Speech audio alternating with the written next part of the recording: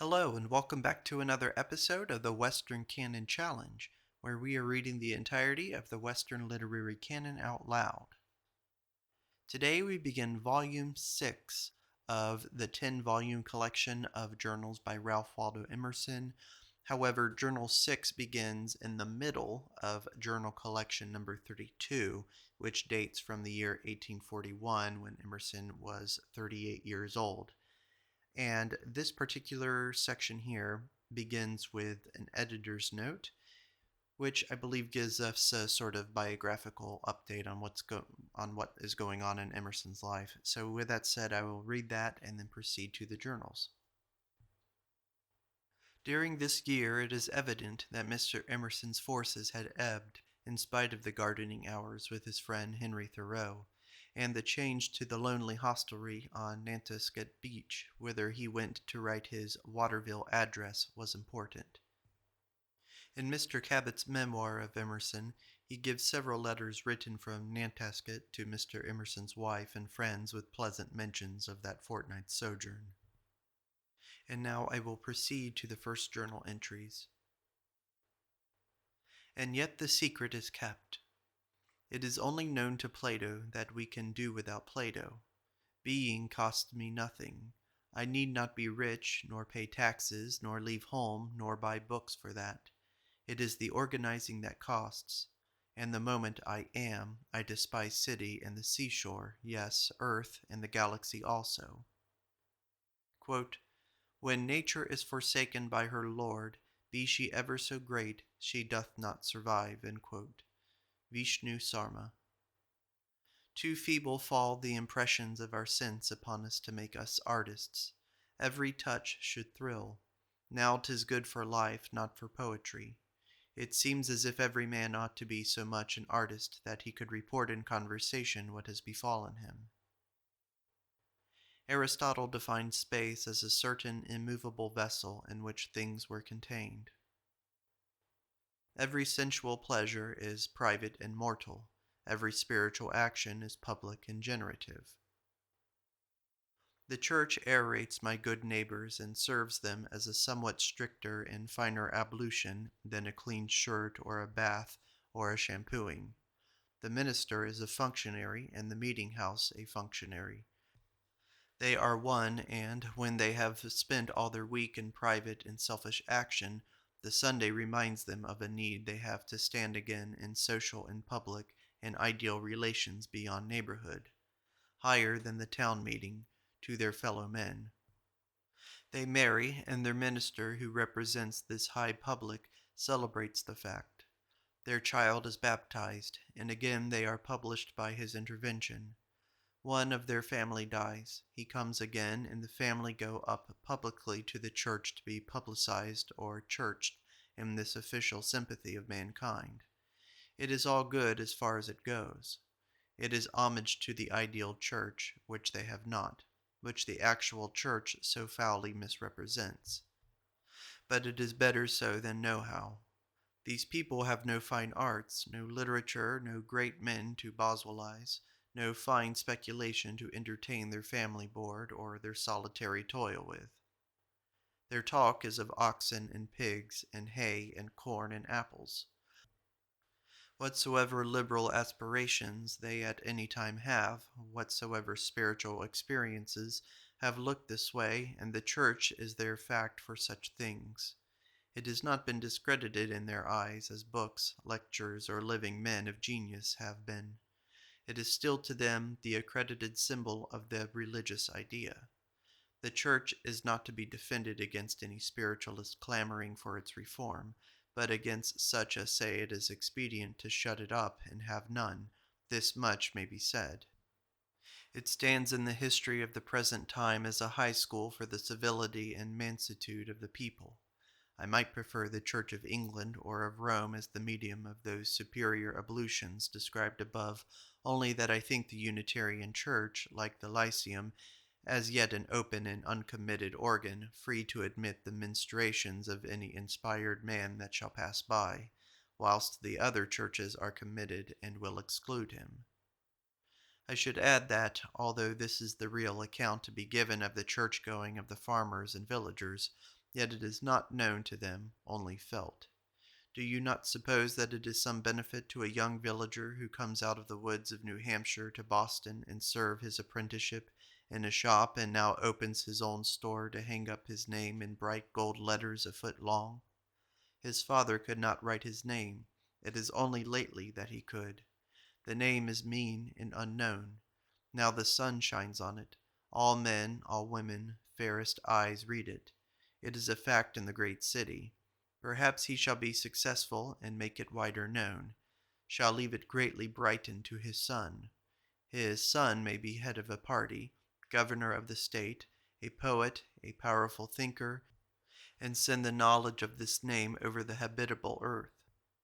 By all these suggestions, he is at least made responsible and thoughtful by this public relation of a seen and aerated name.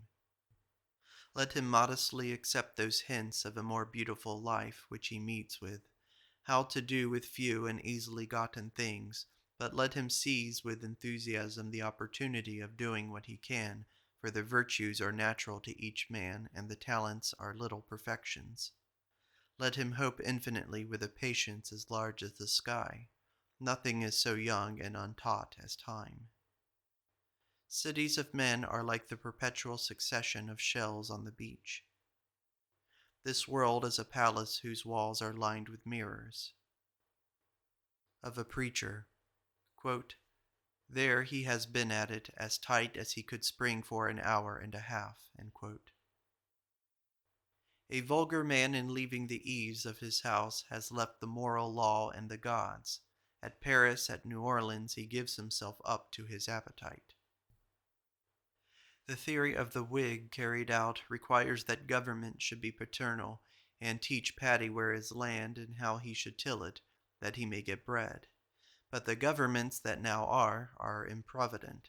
The spiritualist who goes for principles and for the high and pure self has none of this tenderness for individuals.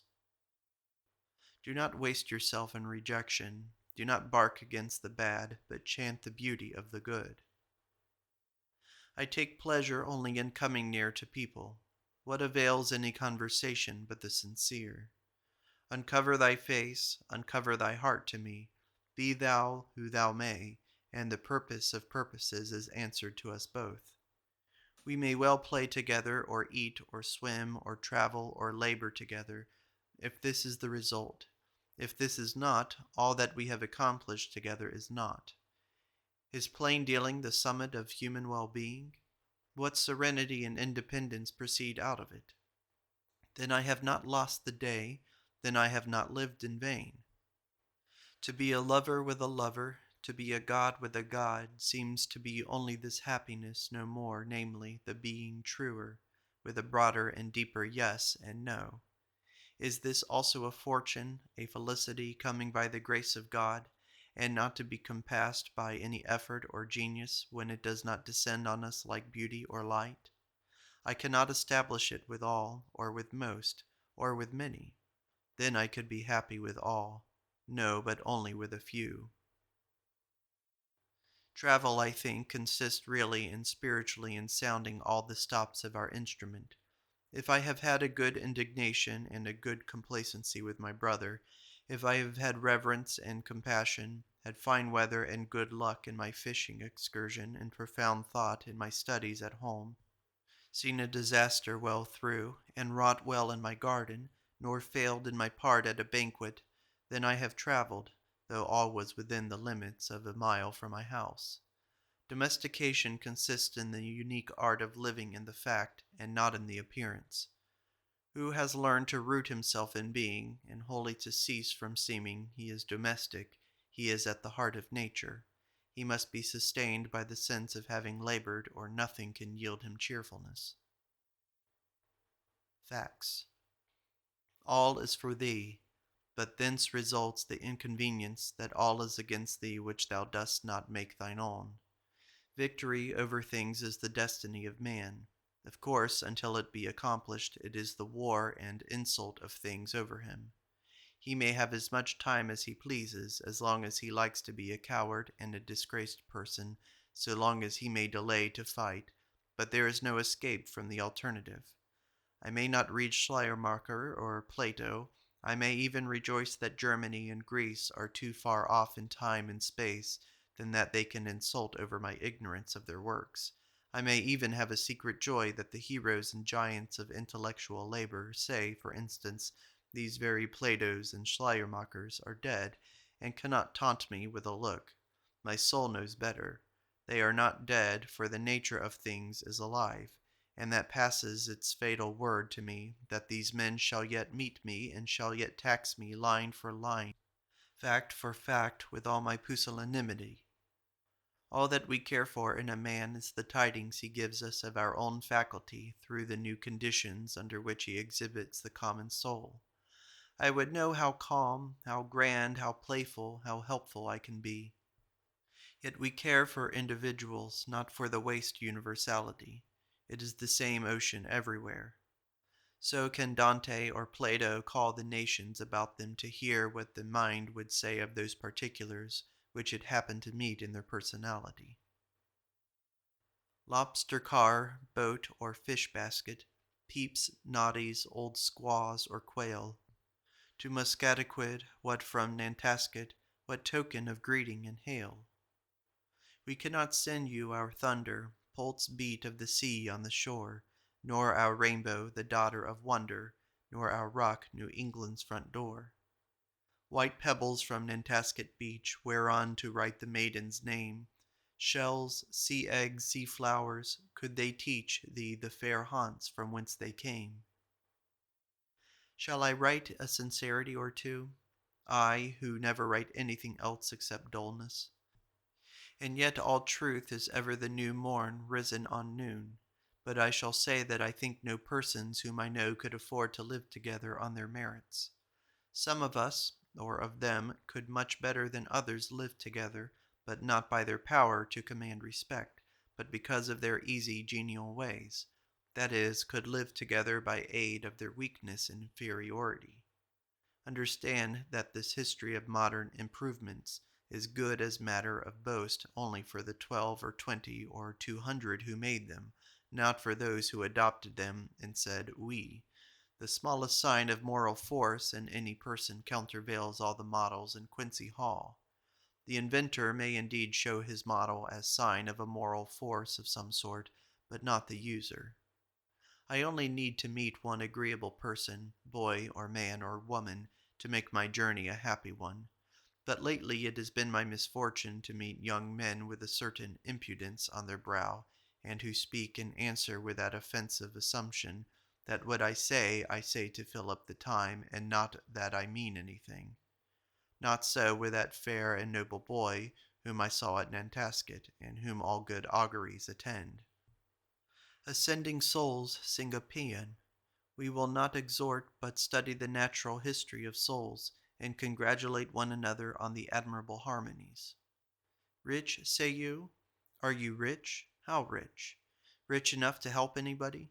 Rich enough to succor the friendless, the unfashionable, the eccentric? Rich enough to make the Canadian in his wagon, the traveling beggar with his written paper which recommends him to the charitable, the Italian foreigner with his few broken words of English, the ugly, lame pauper hunted by overseers from town to town, even the poor, insane, or half-insane wreck of man or woman, feel the noble exception of your presence and your house from the general bleakness and stoniness, to make such feel that they were greeted with a voice that made them both remember and hope.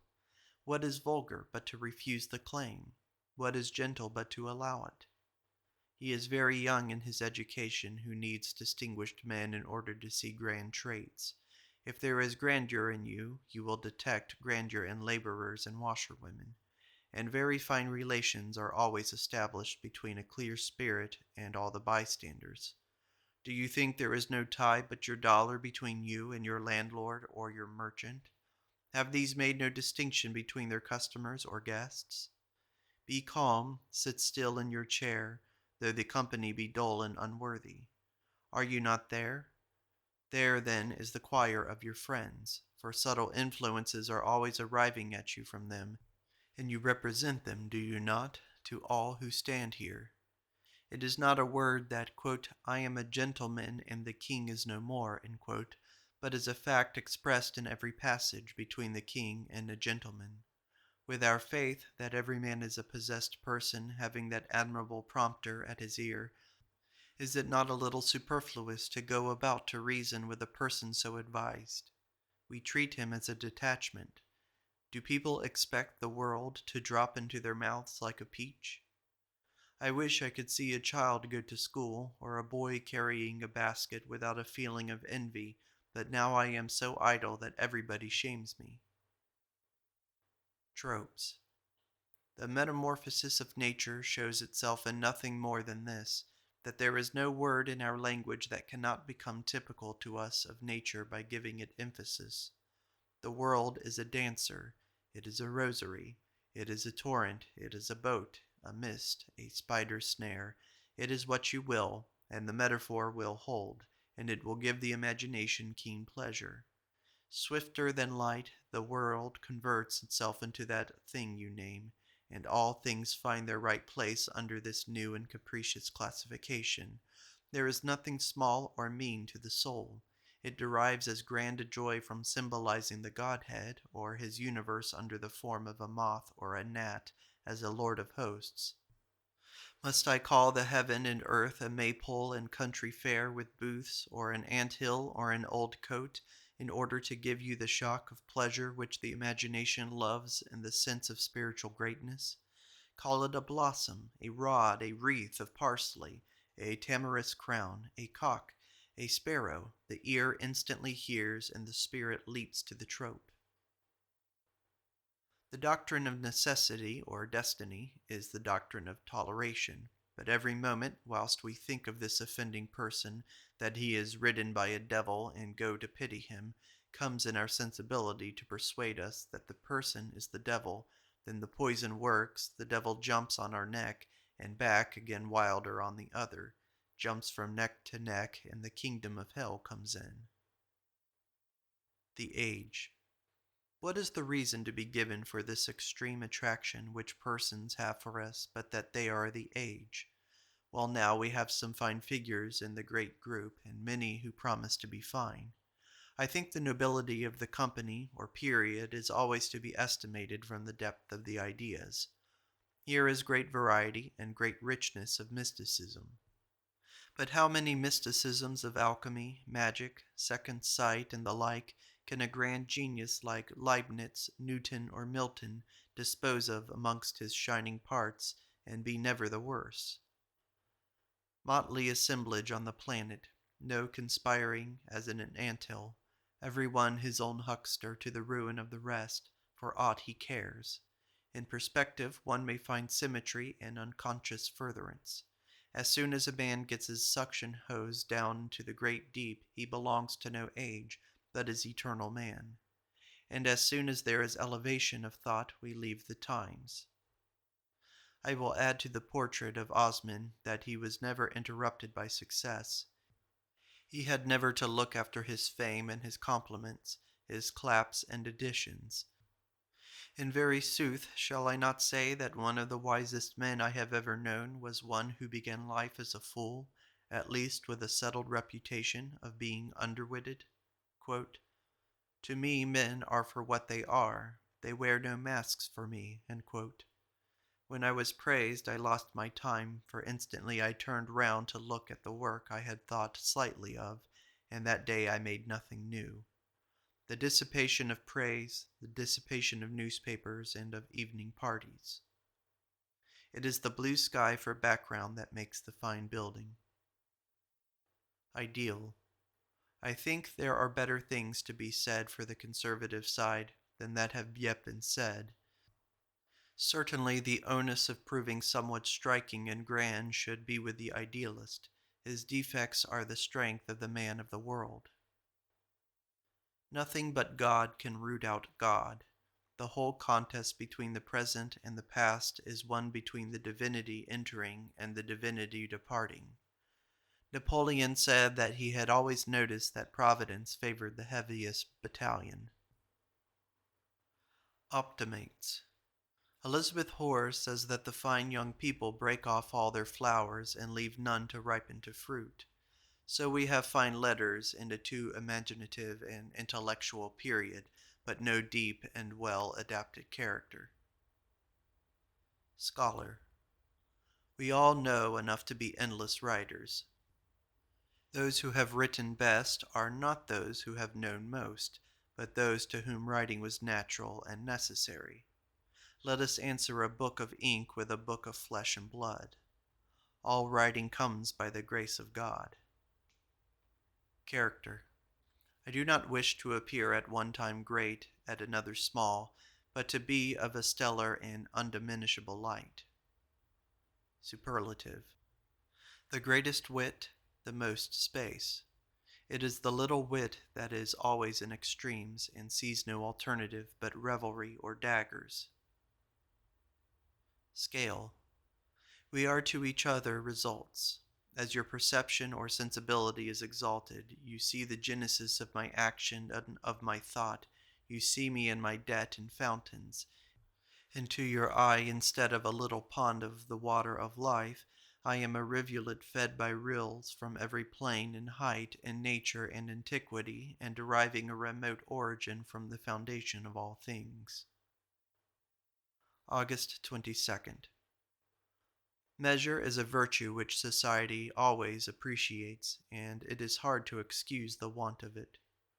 Society may well value measure, for all its law and order is nothing else. There is a combat of opposite instincts, and a golden mean, that is right. What is the argument for marriage but this? What for a church, a state, or any existing institution but just this? We must have a mean. Genius unsettles everything. It is fixed, is it, that after the reflective age arrives there can be no quite rustic and united man born? Yes, quite fixed.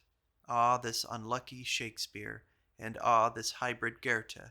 Make a new rule, my dear, can you not? And tomorrow genius shall stamp on it with his starry sandal. Quote, then it is very easy to write as Mr. Pericles writes. Why, I have been reading the books he read before he wrote his dialogue, and I have traced him in them all and know where he got the things you most admire. End quote. Yes, and the turnip grows in the same soil with the strawberry, knows all the nourishment that it gets, and feeds on the very same itself, yet is a turnip still. All histories, all times equally furnish examples of the spiritual economy. So does every kitchen and hen-coop. But I may choose then to use those which have got themselves well written. The annals of Poland would be as good to a philosopher as those of Greece, but these last are well composed. Portableness. The meaner the type by which a spiritual law is expressed, the more pungent it is, and the more lasting in the memories of men, just as we value most of the smallest box or case in which any needful utensils can be carried. The telescope is a screen, that is all. Quote, and when Adam heard the voice of the Lord God in the garden, he hid himself. End quote. Quote, remember to be sober and to be disposed to believe, for these are the nerves of wisdom. End quote. The reformer affirms the tendency, the law. Vulgar people show much acuteness in stating exceptions. He is not careful to answer them or to show that they are only exceptions. Enough for him that he has an advocate in their consciences also declaring the law. They ought, instead of cavilling, to arm his hands, to thank him in the name of mankind, to see that he is the friend of humanity against their foolish brawling. Humoring. I weary of dealing with people, each cased in his several insanity. Here is a fine person with wonderful gifts, but mad as the rest, and madder, and by reason of his great genius, which he can use as weapon too, harder to deal with. I would gladly stand to him in relation of a benefactor as screen and defense to me, thereby having him at some advantage and on my own terms, that so his frenzy may not annoy me.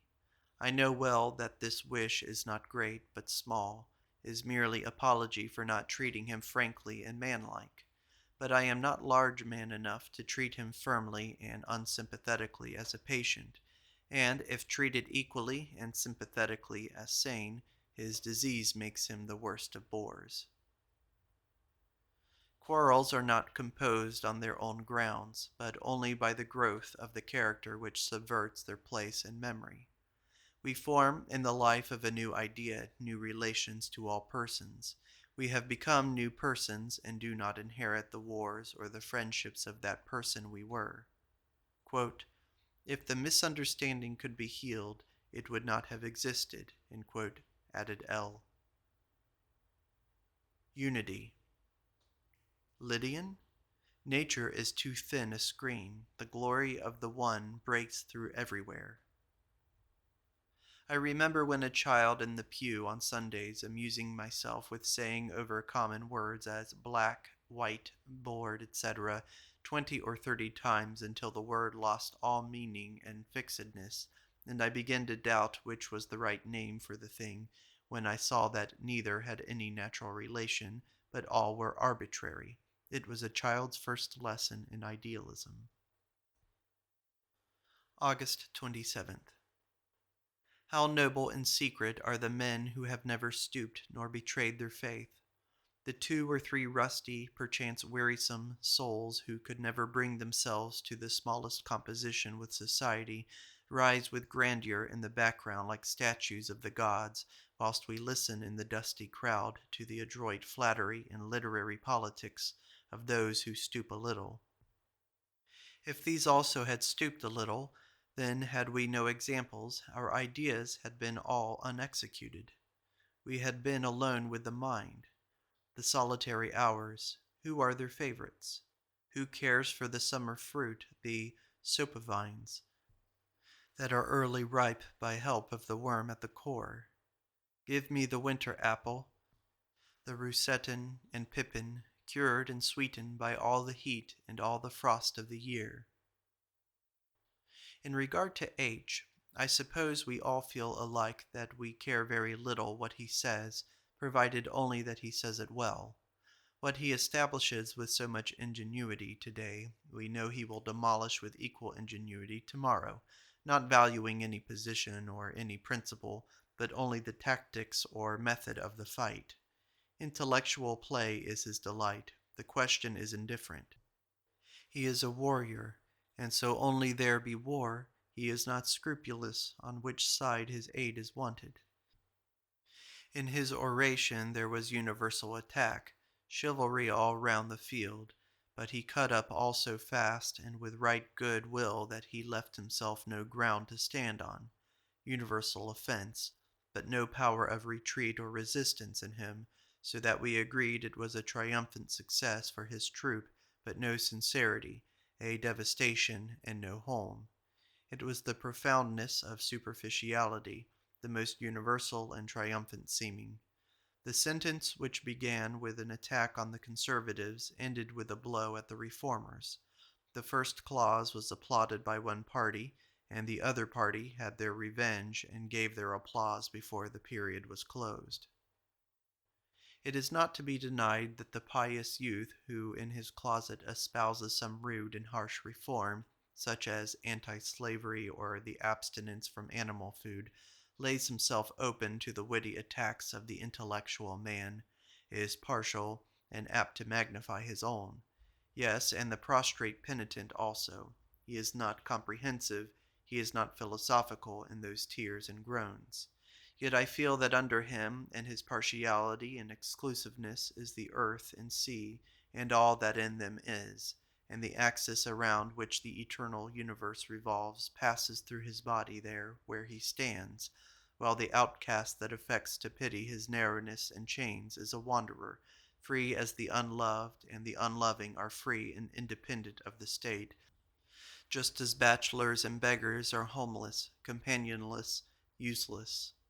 The heart detects immediately, whether the head find it out or not, whether you exist for purposes of exhibition or are holden by all the force of God to the place you occupy in the thing you do. This abuse of the conservative to win the reformer, and abuse of the reformer to win the conserver, may deceive the head, but not the heart. The heart knows that it is the fear and love of Beacon Street which got this bottle green flesh fly, and that the only love and terror of the eternal God begets the angel which it waiteth for. There is no depth to the intellectual pleasure which this speculation gives, but let in one of those men of love in the shade there, whom you affect to compassionate, and you shall feel instantly how shallow all this entertainment was, for he shall exercise your affection as well as your thought, and confront you with the realities that analyze heaven and hell. Long ago I said I have every inch of my merits allowed me, and was sad because my success was more than I deserved, sad for others who had less. Now the beam trembles, and I see with some bitterness the slender claims I can make on fortune and the inevitable parsimony with which they will be answered. Robin went to the house of his uncle, who was a clergyman, to assist him in the care of his private scholars. The boys were nearly or quite as old as he, and they played together on the ice and in the field. One day the uncle was gone all day, and the lady with whom they boarded called on Robin to say grace at dinner. Robin was at his wits' end. He laughed, he looked grave, he said something, nobody knew what, and then laughed again as if to indemnify himself with the boys for assuming one moment the cant of a man. And yet at home perhaps Robin had often said grace at dinner. The woman spoken of today who finds beauty in every household work is right. And why not beauty in the Sunday church? I never wonder that the people like to go thither. I am interested in every shoe that goes into the meeting house. Yes, love relieves us of all timidities and superstitious fears by the most confident mutual prophecy of each other, so that it is suicidal to this extent that it can do without interviews, which once it existed for. Short note from the editor. Here follows much that is printed in Manners, Essays, Second Series. End of editor's note. Character is the one counterpoise to all artificial, or say rather surface distinctions. Let a man be self-reposed, and he shames a whole court, a whole city, who are not so. Do not care for society, and you put it away into your pocket. I saw a young man who had a rare gift for pulpit eloquence. His whole constitution seemed to qualify him for that office, and to see and hear him produced an effect like a strain of music, not what he said, but the pleasing efflux of the spirit of the man, through his sentences and gestures, suggested 1,000 things, and I enjoyed it as I do a painting or poetry, and said to myself, here is creation again. I was touched and taken out of my numbness and unbelief, and wished to go out and speak and write all things. After months I heard the favored youth speak again. Perhaps I was critical, perhaps he was cold, but too much praise I fancied had hurt him, had given to his flowing gesture the slightest possible fixedness, to his glowing rhetoric an artful return. It was later in the season, yet the plant was all in flower still, and no signs of fruit. Could the flowers be barren, or was an artificial stimulus kept upon the plant to convert all the leaves and fruit buds to flowers? We love young bachelors and maidens, but not old bachelors and old maids. It seemed to me that I had seen before an example of the finest graces of youthful eloquence, hardened by the habit of haranguing into grimace. It seemed that if, instead of the certainty of a throng of admirers, the youth had felt assured every Sunday that he spoke to hunger and debt, to lone women and poor boys, to grief and to the friends of some sick or insane or felonious person, he would have lopped some of these redundant flowers, and given us with all the rest one or two plain and portable propositions. Praise is not so safe as austere exactors, and of all teachers of eloquence the best is a man's own penitence and shame. There are some public persons born not for privacy but for publicity, who are dull and even silly in a tete-a-tete, But the moment they are called to preside, the form dilates, the senatorial teeth appear, the eye brightens, a certain majesty sits on the shoulders, and they have a wit and happy deliverance you should never have found in them in the closet. August 31st. I know not why Landor should have so few readers. His book seems to me as original in its form as in its substance. He has no dramatic, no epic power, but he makes sentences which, though not gravitation and electricity, is still vegetation. After 20 years I still read his strange dialogues with pleasure, not only sentences, but page after page, the whole discourse. I value a book which, like this or Montaigne, proves the existence of a literary world. What boundless leisure, what original jurisdiction, what new heavens and new earth! The old constellations have set, new and brighter have arisen. We have eaten lotus, we have tasted nectar. Oh, that the dream might last! There is no man in this age who so truly belongs to this dispensation as Landor. To the performer this appears luxury. Well, when he has quite got his new views through, when he sees how he can mend the old house, we will quit this entertainment. Until then, leave us the land where Horace and Ovid, Erasmus and Scaliger, Isaac Walton and Ben Jonson, Dryden and Pope had their whole existence. Quote, in the afternoon we came unto a land in which it seemed always afternoon. But consider, O reformers, ere you denounce the house of fame and the land whose intoxications Homer and Milton, Plato and Shakespeare have partaken, that a shade of uncertainty still hangs over all that is actual.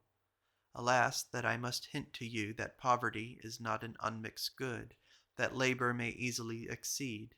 The sons of the rich have finer forms, and in some respects a better organization than the sons of the laborer.